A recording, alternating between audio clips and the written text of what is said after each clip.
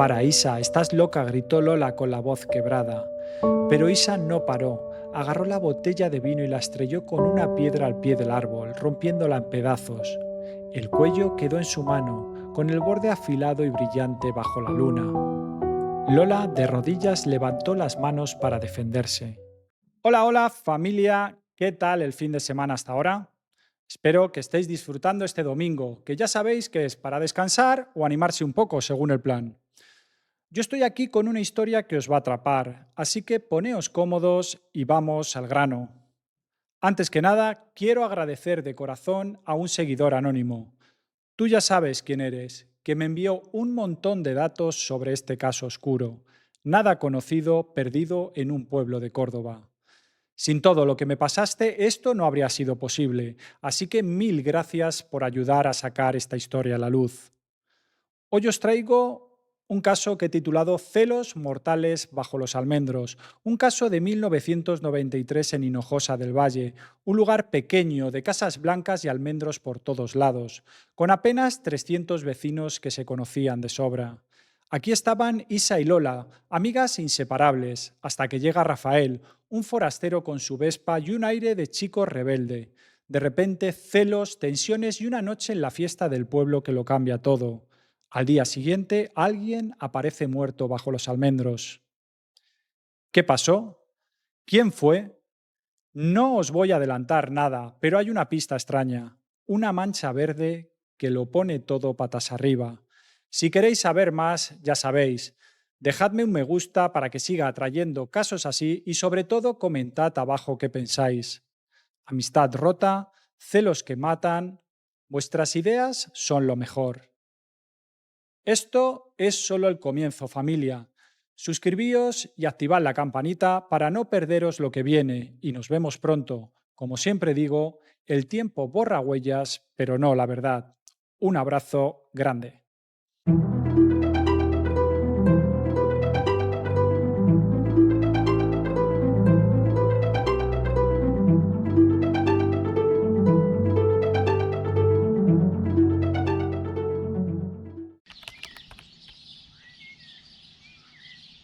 Hinojosa del Valle, un rincón perdido en la provincia de Córdoba, era uno de esos lugares que parecían haber sido olvidados por el mundo moderno. Enclavado entre colinas polvorientas y campos de olivos que se extendían hasta donde alcanzaba la vista, el pueblo apenas superaba los 300 habitantes en 1993. Sus calles estrechas, pavimentadas con adoquines desgastados por siglos de pasos, serpenteaban entre casas escaladas con tejados de teja rojiza, muchas de ellas con las puertas abiertas de par en par para dejar entrar el aire caliente del verano andaluz. Las ventanas, adornadas con macetas de geranios marchitos, miraban a un horizonte de tierra seca y cielos infinitos. En el centro del pueblo, una plaza polvorienta albergaba una fuente seca, rodeada de bancos de madera astillada donde los ancianos pasaban las tardes jugando al dominó, fumando cigarros liados a mano y contando historias que nadie sabía si eran ciertas. La iglesia de Nuestra Señora del Valle dominaba la plaza con su campanario torcido, una estructura de piedra que había resistido siglos de sol y viento. La campana, oxidada y ronca, sonaba 3 veces al día, marcando el ritmo de una vida que apenas cambiaba. Alrededor del pueblo, los almendros flanqueaban los caminos de tierra, sus ramas nudosas cargadas de flores blancas en primavera y frutos amargos en otoño. El río Guadalquivir, a 1 kilómetro de distancia, era un hilo de agua perezosa en verano, pero sus orillas ofrecían un refugio fresco para los niños que jugaban entre las piedras y los jóvenes que buscaban un lugar donde esconderse del calor. En Hinojosa la vida giraba en torno a las cosechas y las fiestas patronales. Los hombres trabajaban en el campo o en las pocas tiendas del pueblo, mientras las mujeres cuidaban de las casas y los hijos, tejiendo una red de chismes que se extendía de puerta en puerta. No había cine ni supermercado, ni siquiera un médico permanente. El más cercano estaba en Peñarroya, Pueblo Nuevo, a 1 hora en coche por carreteras llenas de baches. El único lujo era el bar La Parra, un local oscuro en la esquina de la plaza donde el humo de los cigarrillos flotaba como una niebla perpetua. Y el Ultramarinos El Rincón, una tiendecita en la calle Mayor que vendía desde harina hasta velas y jabón de barra. Era un pueblo donde todos se conocían, donde los apodos eran más comunes que los nombres y donde los secretos, aunque susurrados, rara vez permanecían ocultos. En este escenario, Isabel Moreno y Dolores Carmona, conocidas como Isa y Lola, crecieron como si fueran hermanas, unidas por una amistad que parecía indestructible. Pero en el verano de 1993, los celos y un secreto oscuro las llevaron por caminos opuestos, hasta que un crimen brutal las unió de nuevo bajo la sombra de un almendro. Isabel Moreno nació el 12 de marzo de 1973. Tenía 20 años por aquel entonces. Era la menor de 7 hermanos en una familia de jornaleros que vivía al borde de la miseria. Su casa, una construcción baja al final de la calle del Pozo, tenía paredes agrietadas y un tejado que goteaba en invierno. Su padre, Manuel, un hombre de manos callosas y carácter hosco, pasaba los días en el campo, mientras su madre, Rosario, una mujer agotada de 50 años con el pelo gris recogido en un moño, cocinaba, lavaba y criaba a sus hijos con una resignación silenciosa. Isa heredó el temperamento de su padre. Era fuerte, impulsiva, con una energía que parecía desbordarse en cada gesto. De piel morena curtida por el sol, tenía el pelo negro azabache, largo y rebelde, que le caían mechones sobre los hombros, y ojos grandes, oscuros, que brillaban con una mezcla de curiosidad y furia contenida. A los 14, Isa dejó la escuela del pueblo, un edificio destartalado con 2 aulas y un maestro que apenas aparecía. No había dinero para libros ni tiempo para sueños. Sus hermanos mayores ya trabajaban y ella tuvo que unirse a ellos en la recogida de aceitunas en invierno, tomates en verano y cualquier otra cosa que la tierra ofreciera. A sus 20 años, su vida era una rutina de trabajo duro. Se levantaba al alba, caminaba 2 kilómetros hasta los campos con un atillo de pan y queso y volvía al atardecer con las manos sucias y la espalda dolorida. Pero Isa no se rendía, soñaba con algo más, algo que la sacara de Hinojosa, aunque no sabía qué ni cómo. En las noches, cuando el pueblo se apagaba, se sentaba en el porche de su casa con una botella de vino barato y miraba las estrellas, imaginando una vida que nunca había visto. Dolores Carmona o Lola nació el 8 de mayo de 1974. Tenía 19 años, la única hija de Antonio y Carmen Carmona, un matrimonio que había llegado a Hinojosa desde Montoro en los años 70.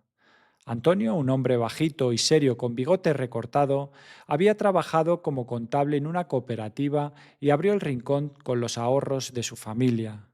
Carmen, una mujer robusta, de risa fácil y manos hábiles para la cocina, se encargaba de la tienda mientras criaba a Lola con una mezcla de cariño y disciplina. Lola tenía el pelo castaño claro, ondulado, que le llegaba a la cintura y una sonrisa dulce que desarmaba a cualquiera. Más alta que Isa, con una figura delgada y manos delicadas que nunca habían conocido el trabajo duro. Era la niña mimada del pueblo, la hija única que todos querían proteger. Lola soñaba con estudiar enfermería en Sevilla, una idea que había sacado de una revista que alguien dejó en la tienda. Leía libros que su madre traía de Córdoba, novelas baratas y manuales médicos viejos, y pasaba horas imaginando una vida en la ciudad, con hospitales modernos y calles llenas de gente. Pero sus padres tenían otros planes, querían que se quedara en Hinojosa, que ayudara en el rincón y con suerte que se casara con algún chico decente de la comarca, como Juan el carnicero o Pepe el del transistor. Lola, sin embargo, no estaba segura de querer eso. Quería más, aunque no sabía cómo conseguirlo. A pesar de sus mundos distintos, Isa y Lola eran inseparables desde niñas. Se conocieron a los 6 años cuando Isa, descalza y con las rodillas sucias, entró en el rincón a pedir un caramelo que no podía pagar. Carmen, con una sonrisa, se lo dio gratis y desde ese día las dos niñas se volvieron compañeras de aventuras. Pasaban las tardes explorando los senderos que llevaban al río, trepando a los almendros para robar frutos verdes o escondiéndose en el pajar de la finca de don Gregorio para fumar cigarrillos robados del mostrador de la tienda. En el camino de los almendros, un sendero flanqueado por árboles nudosos que en la primavera se llenaban de flores blancas, se sentaban durante horas, con los pies descalzos sobre la tierra seca, hablando de chicos, de sus familias, de un futuro que ambas sabían que probablemente nunca llegaría. Todo cambió en la primavera de 1993, cuando Rafael Vargas llegó a Hinojosa del Valle. Rafael, nacido el 15 de julio de 1970 en Jaén, era sobrino de Manolo Vargas, el dueño de La Parra, un bar oscuro lleno de humo en la esquina de la plaza donde los hombres del pueblo jugaban a las cartas, bebían vino peleón y discutían sobre fútbol y política.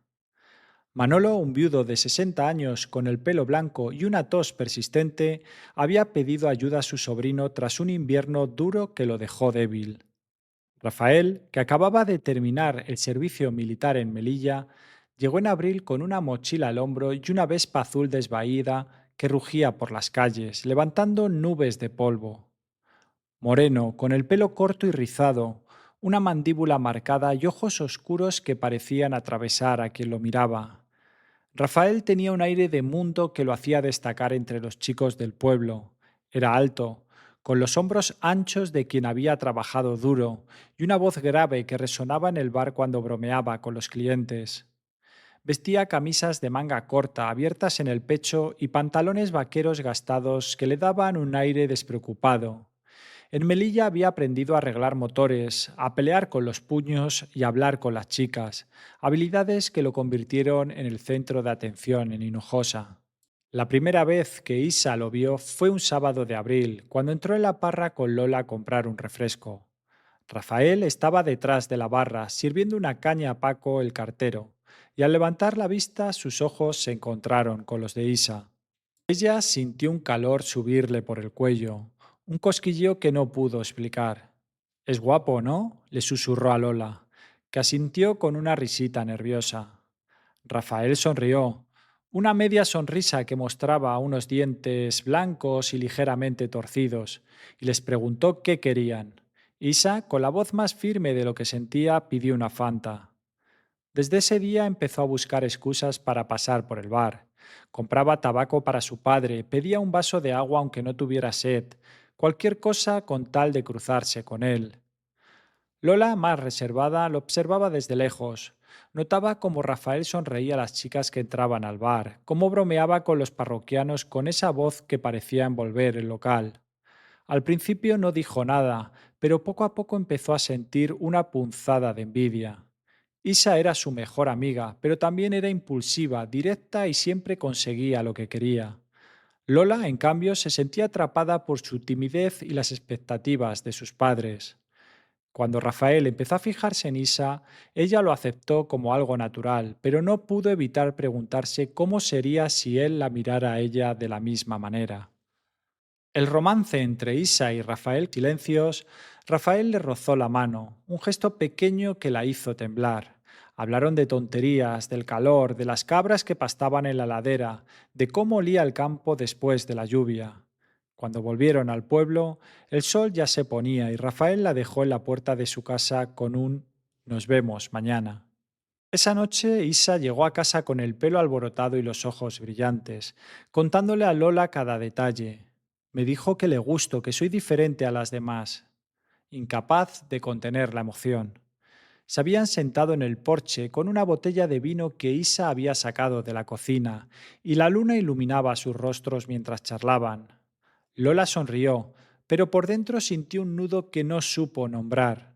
Me alegro por ti, dijo, y lo decía en serio, pero una parte de ella deseaba haber sido ella la que subiera esa moto. A lo largo del verano, Rafael e Isa se volvieron inseparables. Él la llevaba a pasear por los campos, le regalaba flores silvestres que arrancaba de los bordes del camino, margaritas, amapolas, cualquier cosa que encontrara. Y en las noches cálidas se sentaban en la plaza a hablar hasta que el pueblo se quedaba en silencio. A veces, Rafael la llevaba al río, donde se quitaban los zapatos y metían los pies en el agua riendo mientras las ranas saltaban entre las piedras. Isa estaba radiante, como si por primera vez en su vida tuviera algo propio, algo que no tuviera que compartir con sus hermanos o su amiga. Sus hermanos, que al principio desconfiaban de Rafael, acabaron aceptándolo después de que él los invitara a unas cervezas en la parra. Hasta su madre, Rosario, que rara vez sonreía, dijo una vez: «Parece buen chico». Pero Lola, aunque intentaba alegrarse por ella, empezó a notar cómo Rafael le dedicaba miradas cuando Isa no estaba cerca. Una tarde de julio, mientras Isa trabajaba en el campo, Lola pasó por la parra a comprar azúcar para su madre. Rafael, que estaba solo en el bar, le ofreció un refresco y charlaron un rato. «Eres más tranquila que Isa, ¿no? Me gusta eso», le dijo, con una sonrisa que la hizo sonrojar. Hablaron de tonterías, del calor, de cómo Manolo roncaba detrás de la barra, de una pelea que había habido en el bar la noche anterior. Cuando Lola se fue, Rafael le guiñó un ojo y ella sintió el corazón acelerarse. A partir de entonces, esas pequeñas interacciones se volvieron frecuentes. Rafael la llevaba al río a nadar cuando Isa estaba ocupada, la enseñaba a jugar a dominó en una mesa apartada del bar y una vez, mientras caminaban por el camino de los almendros, le puso una mano en el hombro y le dijo: «Tú también eres especial, Lola». Ella sonrió, pero no supo qué responder. Esa noche, en su habitación, se miró al espejo y se preguntó qué sentía. No quería traicionar a Isa, pero no podía evitarlo. Rafael le gustaba y cada vez que estaba con él se sentía viva de una manera que no había sentido antes. Isa no tardó en darse cuenta. Una tarde, al volver del campo, vio a Rafael y Lola riendo en la plaza, sentados en un banco con las cabezas muy juntas. Rafael le estaba enseñando algo en un papel, un dibujo torpe que había hecho con un lápiz, y Lola reía como si fuera lo más gracioso del mundo. Isa se quedó parada, con el latillo de comida en la mano, sintiendo cómo la rabia le subía por el pecho. Esa noche, en el camino de los almendros, confrontó a su amiga. «¿Qué pasa contigo y Rafael?», preguntó con los brazos cruzados y la voz temblando de furia.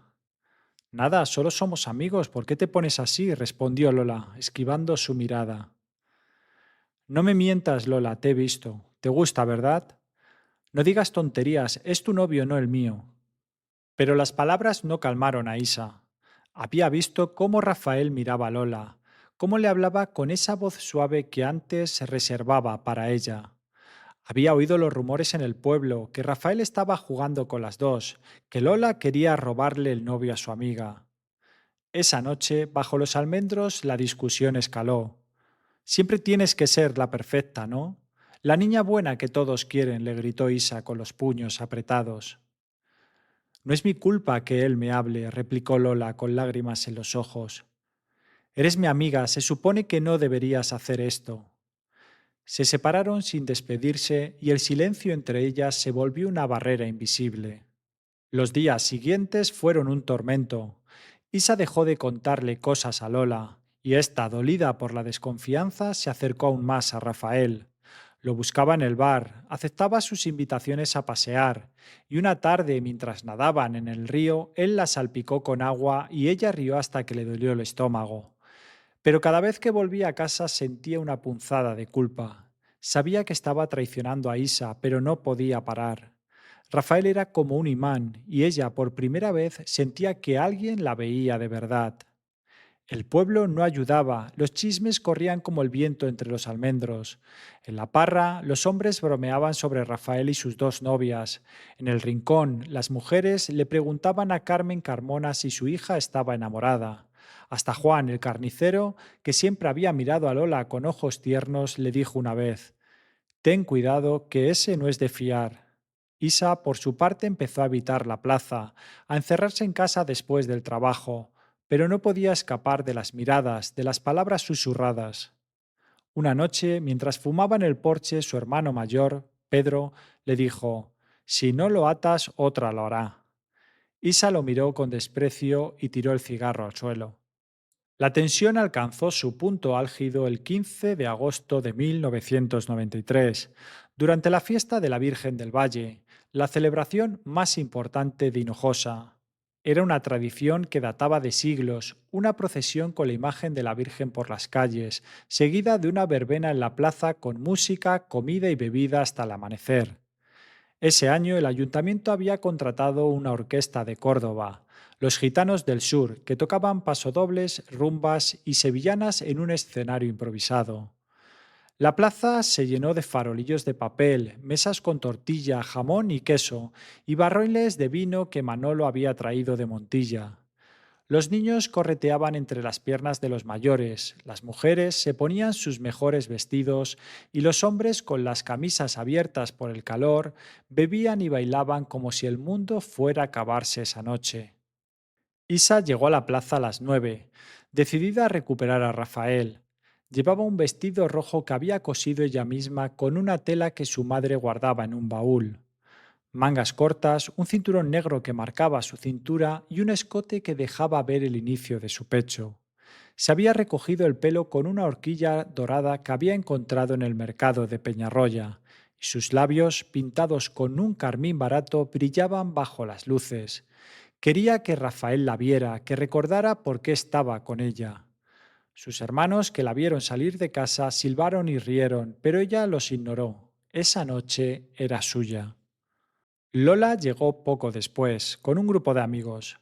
Juan el carnicero, un chico robusto de 21 años que siempre llevaba una navaja en el bolsillo y un pañuelo al cuello, Mari, la chica de la panadería de 19, con el pelo corto y una risa escandalosa que se oía desde el otro lado de la plaza, y Pepe, un joven flaco de 20 que cargaba un transistor colgado del hombro, sintonizando emisoras de flamenco entre el ruido de la orquesta. Lola llevaba una falda blanca que le llegaba a las rodillas y una blusa de flores que su madre le había comprado en Córdoba, con botones pequeños y un lazo en la cintura. Se había puesto un pendiente de perla en cada oreja, un regalo de su abuela, y un reloj Casio plateado que su padre le dio por su cumpleaños. Estaba nerviosa, pero intentaba disimularlo con una sonrisa. Rafael estaba en la parra, sirviendo copas detrás de la barra. Llevaba una camisa blanca con las mangas remangadas y un delantal manchado de cerveza. El bar estaba lleno, con hombres pidiendo cañas y mujeres comprando botellas de anís para llevar a la plaza. Manolo, sentado en una silla al fondo, tosía y miraba el reloj esperando que la noche acabara pronto. Rafael, sin embargo, estaba de buen humor, bromeaba con los clientes, llenaba los vasos hasta el borde y tarareaba las canciones que se colaban desde la plaza. A las 10, Rafael salió del bar y se unió a la fiesta. Encontró a Isa cerca del escenario, donde los gitanos del sur tocaban una rumba animada. «Estás guapa», le dijo tomándola de la cintura. Ella sonrió, y por un momento todo pareció perfecto.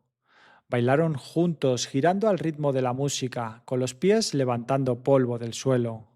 Rafael la apretaba contra él y ella reía, olvidándose de los últimos días. Pero cerca de la medianoche, mientras descansaban en una mesa con una botella de vino, Lola se acercó. Había bebido un par de vasos de anís con sus amigos y estaba más suelta de lo habitual. ¿Me das un baile, Rafa?, preguntó con una sonrisa tímida. Isaac había bebido más de la cuenta, 3 vasos de vino y un chupito de aguardiente que Juan le había ofrecido, sintió la rabia subirle por la garganta. Se levantó de la silla y apartó a Lola con un empujón. «Déjalo en paz, Lola. Ya tienes bastante con mirarlo todo el día», le espetó, con los ojos encendidos. La gente alrededor se giró a mirar, algunos riendo, otros murmurando. «No seas ridícula, Isabel, solo es un baile», replicó Lola, con las mejillas rojas de vergüenza y enojo. «No, no es solo un baile, es mi novio y tú lo sabes», gritó Isa, dando un paso hacia ella. Rafael, incómodo, levantó las manos. «Para, Isa, no pasa nada. Me voy al bar que mi tío me necesita», dijo, y se alejó hacia la parra, dejando a las dos amigas frente a frente. La discusión atrajo más miradas, pero la música pronto la ahogó.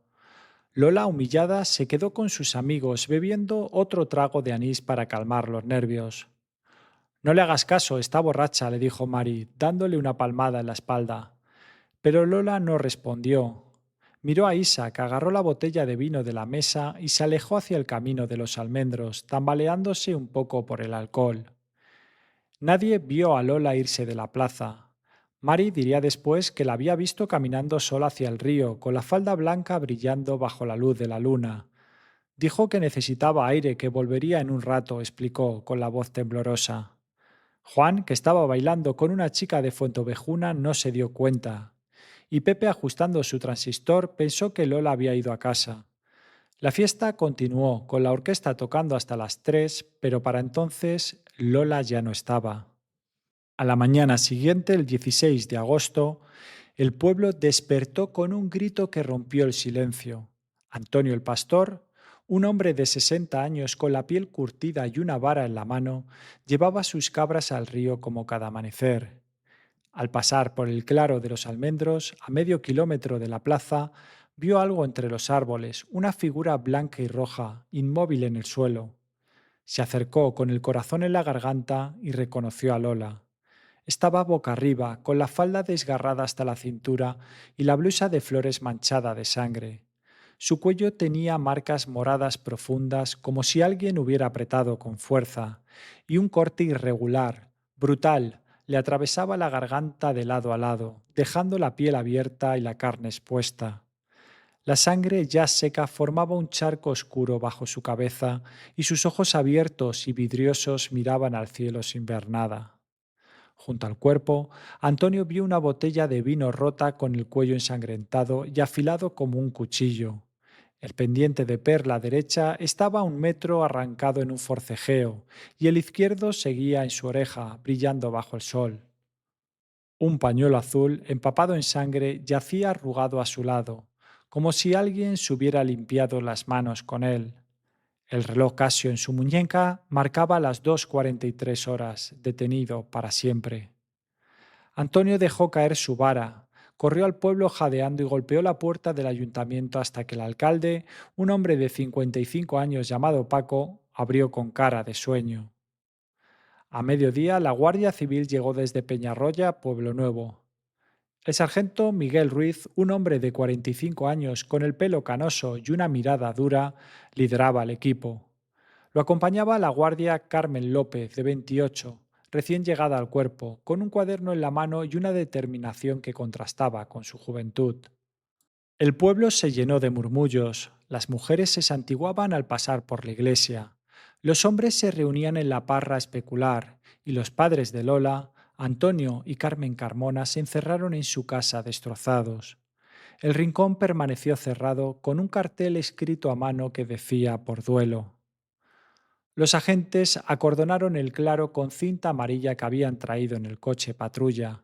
El cuerpo de Lola seguía allí, cubierto con una sábana que Antonio el pastor había traído de su casa.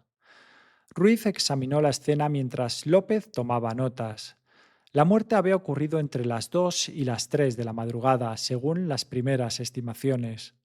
Las marcas en el cuello, dos líneas moradas paralelas de unos 3 centímetros de ancho, indicaban que la habían estrangulado con algo fino, quizás una cuerda o un cinturón, antes de cortarle la garganta con la botella rota. El corte era profundo, irregular, con los bordes desgarrados. Había atravesado la piel, los músculos y la tráquea, dejando un agujero por donde la sangre había brotado a borbotones antes de coagularse. No había signos de violación, pero la falda desgarrada y la blusa abierta sugerían un forcejeo violento. El suelo, seco por el verano, apenas mostraba huellas, pero la hierba aplastada alrededor del cuerpo indicaba que Lola había luchado. Entre las raíces de un almendro a 10 metros, López encontró una horquilla dorada, de esas que las chicas usaban para recogerse el pelo. La guardó en una bolsa de plástico, aunque no parecía importante. El pañuelo azul, empapado en sangre, olía a hierro y sudor. La botella rota estaba en 3 pedazos, con el cuello manchado de sangre seca y fragmentos de vidrio incrustados en la tierra. El sargento Ruiz interrogó a los amigos de Lola esa misma tarde, en el ayuntamiento, donde habían improvisado una sala con una mesa y unas sillas. Juan el carnicero, todavía con la ropa de la fiesta, dijo que había visto a Lola hablando con Rafael cerca de la una, pero que luego se perdió entre la gente. Estaba contenta bailando con nosotros, no sé qué pasó después, explicó rascándose la nuca con nerviosismo. Mari, con los ojos rojos de tanto llorar, confirmó que Lola se había ido sola hacia el río tras la pelea con Isa. Dijo que necesitaba aire, que volvería en un rato. Pensé que estaba bien, añadió con la voz temblorosa. Pepe, con su transistor apagado por primera vez, mencionó que había oído pasos en el camino de los almendros cerca de las 2, pero la oscuridad le impidió ver nada. Pensé que eran chicos yendo a mear, dijo encogiéndose de hombros. Isa, al enterarse de la muerte, se encerró en su casa. Sus hermanos intentaron hablarle, pero ella no respondía.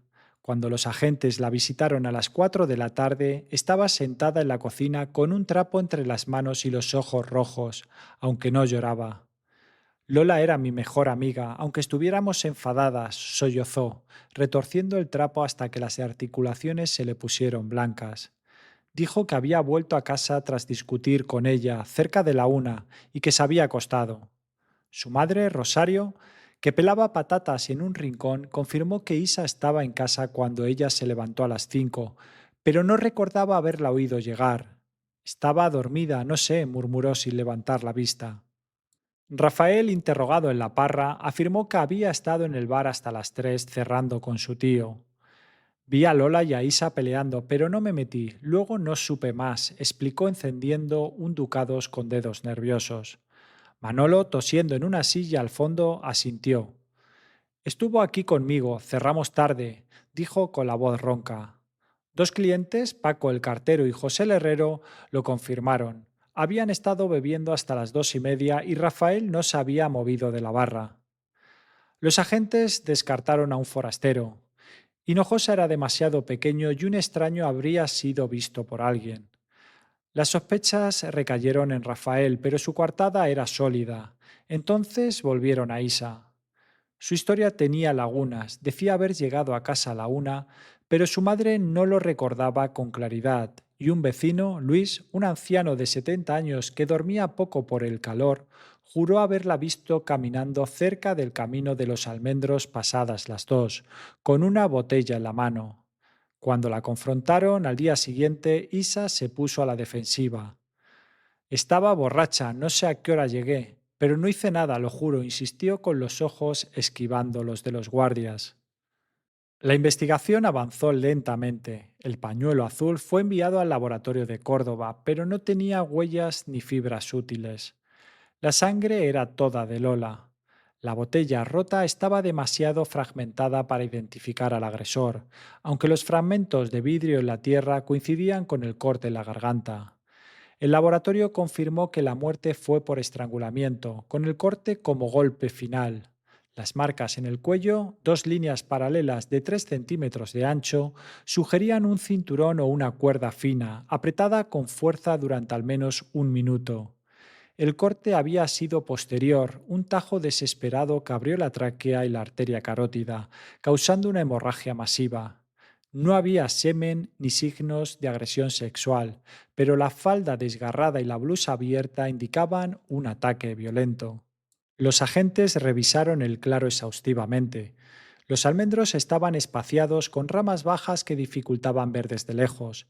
El suelo seco apenas mostraba pisadas, pero la hierba aplastada formaba un círculo de 2 metros alrededor del cuerpo, señal de un forcejeo breve pero intenso.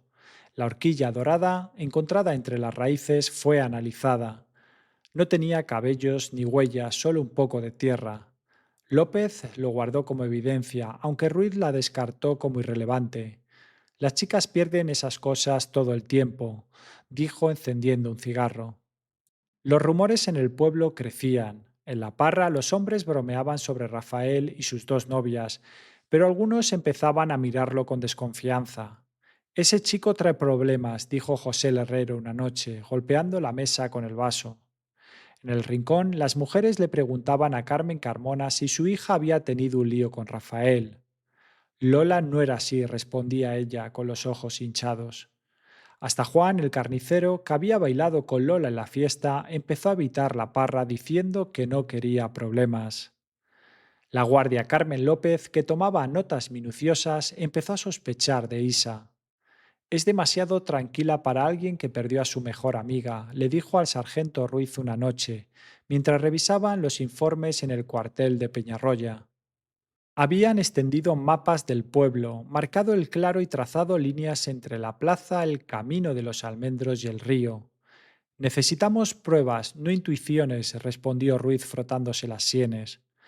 Pero López no estaba convencida. Recordaba cómo Isa había evadido sus preguntas, cómo sus manos temblaban aunque su voz era firme. Decidieron vigilarla. El caso se estancó durante semanas. Los rumores se volvieron salvajes.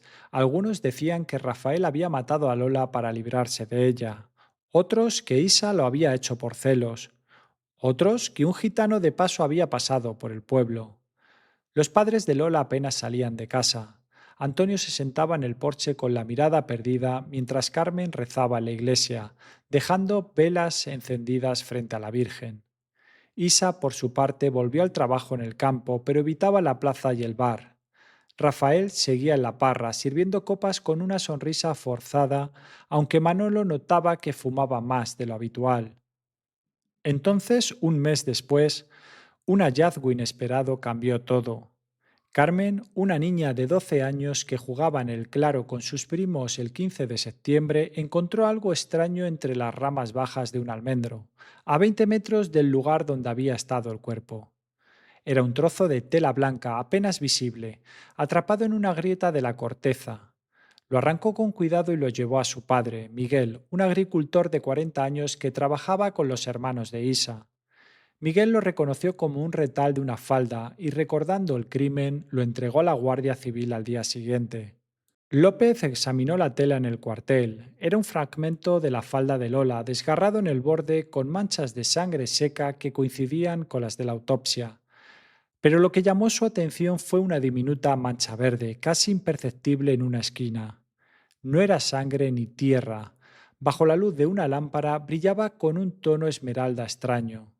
¿Qué es esto? Murmuró, sosteniéndolo con pinzas. Lo envió al laboratorio de Córdoba con una nota. Analicen la mancha verde urgente. El informe llegó una semana después, el 23 de septiembre. La mancha era pintura al óleo, un tono verde esmeralda poco común, fabricado en Italia y usado en talleres de arte para restaurar muebles o pintar lienzos. En Hinojosa no había pintores ni tiendas que vendieran algo así. El pueblo apenas tenía una ferretería con botes de pintura blanca para las casas. Pero López tuvo una corazonada. Recordaba algo que Lola había dicho en un interrogatorio informal semanas antes del crimen, cuando charlaron en el rincón mientras Carmen servía café. Isa siempre olía disolvente el verano pasado. Había bromeado Lola riendo. Trabajó en la finca de don Gregorio ayudando a un pintor de Sevilla que restauraba sillas. Don Gregorio, un terrateniente de 70 años que vivía a 5 kilómetros del pueblo, era conocido por su afición a los muebles antiguos. El verano anterior, en 1992, había contratado a un artista de Sevilla, un tal Francisco Morales, para restaurar una colección de sillas y mesas que guardaba en un granero. Isa, que necesitaba dinero, había trabajado allí durante 2 meses, lijando madera y mezclando pinturas bajo las órdenes de Francisco. Volví a casa con las manos manchadas de colores rojo, azul, verde y el olor a disolvente pegado a la ropa. Lola se lo había contado como una anécdota, pero ahora encajaba. El 25 de septiembre los agentes registraron la casa de Isa con una orden del juez de Peñarroya. La familia protestó. Manuel gritó que no tenían derecho. Rosario lloró en la cocina, pero Ruiz y López revisaron cada rincón. En un baúl del desván, cubierto de polvo y telarañas, encontraron un delantal viejo, arrugado y olvidado. Era de lona blanca, con manchas de pintura seca, rojo, azul y en una esquina un verde esmeralda idéntico al de la falda. López lo sostuvo bajo la luz, comparándolo con el retal. Es el mismo, dijo con el corazón acelerado. El laboratorio lo confirmó 2 días después. La pintura era idéntica, un óleo caro importado de Italia con la misma composición química y desgaste.